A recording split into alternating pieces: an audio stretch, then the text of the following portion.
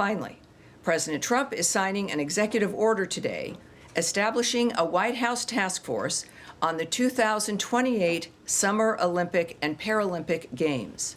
With Los Angeles set to host the World, the task force will coordinate across federal, state, and local agencies to ensure streamlined visa processes, robust security, and efficient transportation.